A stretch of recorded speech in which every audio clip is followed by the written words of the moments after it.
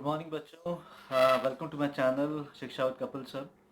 And today I'll take a poem from the book First Flight, 10th Standard. And the name of the poem is A Tiger in the Zoo. So बच्चों, before going ahead with the poem, I'll tell you the subtext, जो कि इसके पीछे जो text है कि जो poet ने लिखी है पोएम. देखिए यहाँ पे पोएम जो पोएट है उसने बात की है टाइगर लाइफ ऑफ टाइगर की. He has compared life of tiger in the zoo and in the jungle. देखिए जू के अंदर जो टाइगर होता है, जो वाइल्ड एनिमल है, वो कैसे बिहेव करता है, और वही वाइल्ड एनिमल जब जंगल में अपना रियल स्पेस के अंदर होता है तो फिर वो कैसे बिहेव करता है. देखिए बच्चों, जब भी हम किसी रियल हैबिटेट से एक चीज़ को हटाते हैं, लेट सपोज कि हर नेचर ने हर एक चीज़ को ना उसका रियल हैबिटेट मुहैया करवाया. लेट सपोज जो वाइल्ड एनिमल्स हैं, they are suited for the wild life. Where human beings were suited for the cities and human places. तो कभी भी हम जब एक रियल चीज़ को उसके रियल हैबिटेट से, उसके रियल स्थान से निकालते हैं और कहीं और रखते हैं, तो उसके एक्टिविटीज़ में चेंजेस आते हैं बहुत ज़्यादा, है ना. If in case I am person, if in case you leave with some day, though I don't want that, but if somebody leaves me in a jungle for 2 days or for a week, will I be able to all those my things which I want to do? No. This is obvious.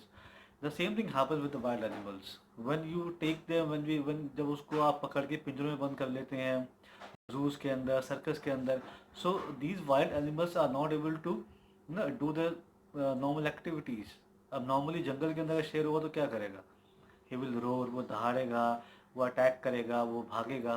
भाई वही शेर जब पिंजरे के अंदर आता है 10 bye 10 या 12 बाय 12 के पिंजरे के अंदर, तो वो क्या कर सकता है फिर? वो ही कांट रोर, वो चिल्ला नहीं सकता, वो दहाड़ नहीं सकता, वो बस लोगों को देखता है, चुपचाप बैठता है और बस.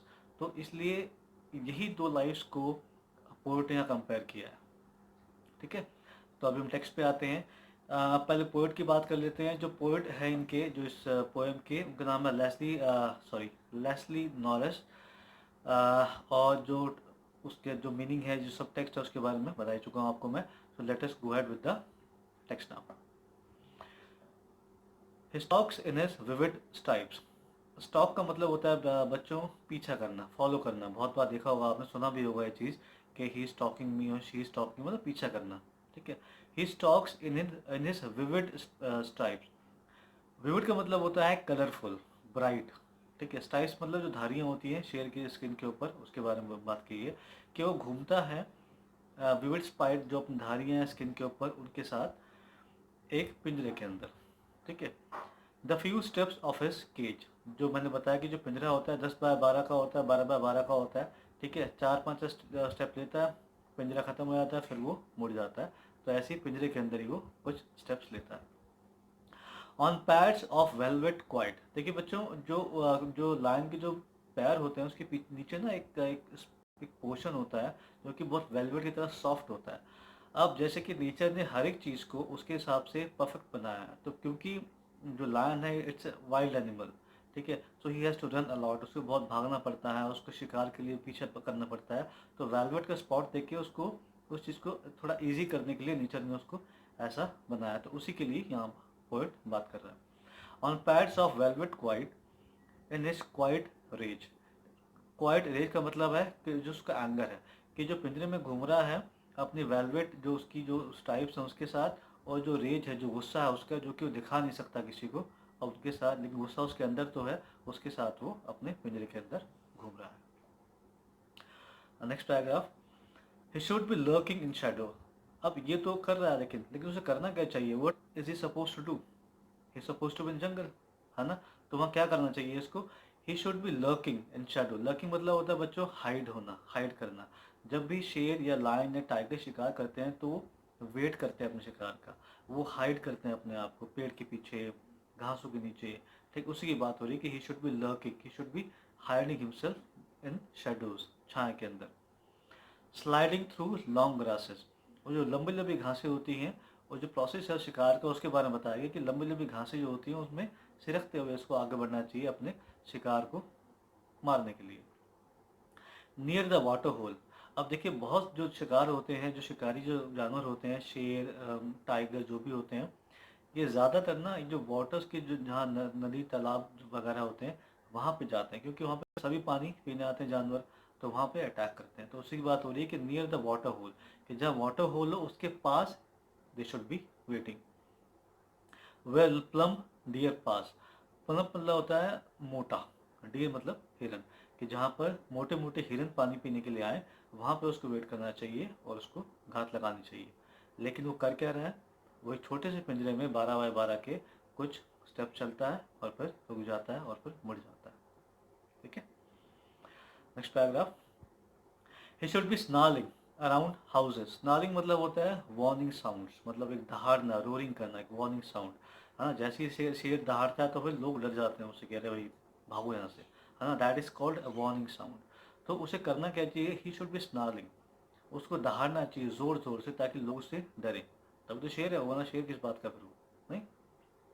एट द जंगल्स एज, जंगल के जो बिल्कुल एज होते हैं जहाँ जंगल खत्म होने वाला होता है और बस्तियाँ शुरू होने वाली थी ह्यूमंस की, वहाँ पे उसको ऐसा करना चाहिए, क्योंकि फिर उसके दहाड़ से जो बस्ती के लोग होते हैं वो डरते हैं। यही एक रियल नेचर है एक किंग लाइन का। Bowling his white fangs his clause, bowling, bowling का मतलब होता है दिखाना, सॉरी, बारिंग का मतलब दिखाना। बारिंग हिज वाइट फैंग्स, फैंग्स का मतलब होता है शार्प टूथ, जो दांत होते हैं उसके, उसके बारे में बात की है कि बारिंग मतलब दिखाने चाहिए उसको अपने तीखे तीखे बड़े बड़े खतरनाक दांतों को, हिज क्लॉज अपने जबड़े को।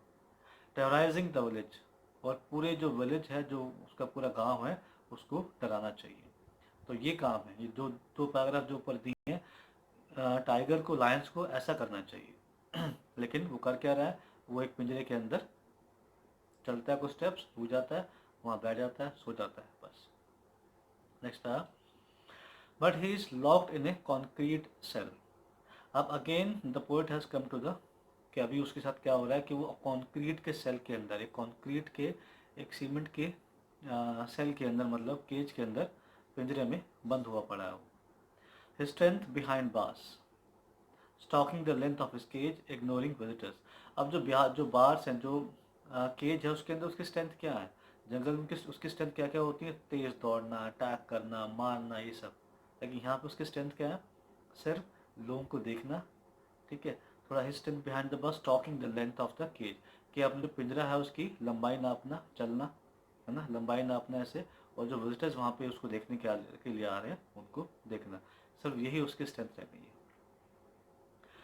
Next paragraph. He hears the last voice at night the patrolling cars. अब शेर जंगल में जब होता है तो पूरी रात को भागता है, शिकार करता है, उसकी जो आंखें होती है उसको ये वरदान होता है कि उनको, मतलब वरदान या जो भी उनका स्पेशल टैलेंट होता है ये वाइल्ड एनिमल्स के पास, कि वो रात को देख पाते हैं। लेकिन यहाँ पे क्या करता है शेर केज के अंदर, कि जो आखिरी जो पेट्रोलिंग कार्स होती हैं बच्चों, जो कि ना जंगल में 8-9 बजे के आसपास पेट्रोलिंग कार्स चलती हैं, ताकि देखने के लिए कोई विजिटर ना छूट गया वहाँ पे, या कोई जानवर का पिंजरा खुला ना रह गया, वो सब चेक करने के लिए पेट्रोलिंग कार्स चलते हैं। तो जो आखिरी वॉइस जो सुनता है शेर, वो उस पेट्रोलिंग कार की सुनता है बस, सोने से पहले। and stares with his brilliant eye at the brilliant stars, और देखता है अपनी खूबसूरत आंखों से उन खूबसूरत सितारों को। इसका मतलब है कि उसके पास कोई काम नहीं है, जो कि शेर रात भर शिकार करता है अपने जंगल के अंदर, लोग या जानवर डरते हैं उससे, शेर ना आ जाए रात को। अब यहाँ पे शेर क्या कर रहा है, यहाँ सिर्फ अपनी ब्रिलियंट आंखों से, जो कि इतनी क्वालिटी वाली आंखें हैं, जो इतनी रात को देख पाती है, उनको, उन्हीं आंखों से रात को सिर्फ वो सितारे देख रहा है और कुछ नहीं कर पा रहा। ठीक है, सो बच्चों, दिस इज द एंटायर, जो भी इसका वो था मैंने बता दिया आपको, इसका टेक्स्ट क्या है, सब टेक्स्ट क्या है, इसके बारे में। ठीक है, I hope you like the poem and everything about this poem, and आपको जो भी इसके बारे में पता लग चुका है। With my next video, okay, before going, I'll just say one thing: stay at home at the moment. The things are coronavirus is everywhere, so stay at home, be safe, do not go outside at all. It is very dangerous for people, for everyone. Stay at home. I'll keep coming with my new videos. uh, Till then, thank you so much.